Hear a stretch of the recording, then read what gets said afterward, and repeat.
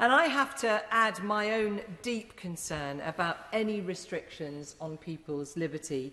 And frankly, if we weren't already in step 3 of lockdown anyway, I cannot imagine that anyone in this place would today vote for 4 weeks of restrictions on businesses, on weddings, on church congregations, and yes, on young people's end of school year celebrations with the current data that we have.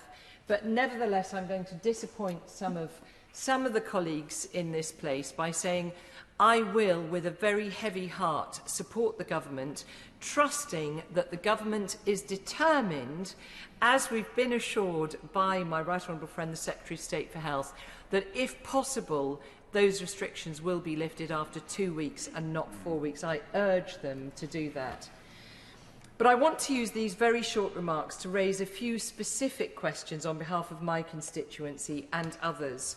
Firstly, there are many businesses in the hospitality sector that are open but unable to make a profit because of the social distancing rules.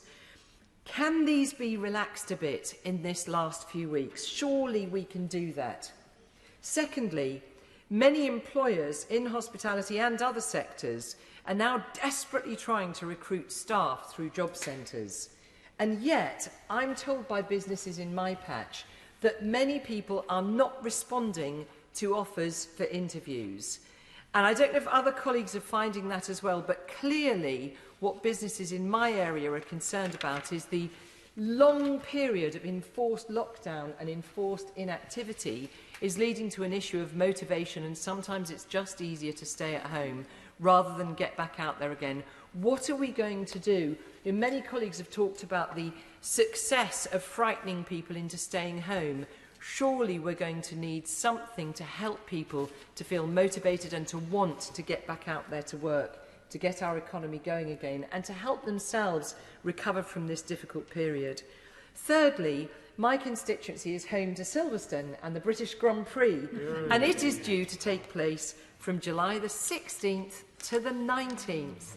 So can my honourable friend assure me that this iconic, world-famous event, surely one of the best of British, can it go ahead with a capacity crowd, albeit subject to COVID testing?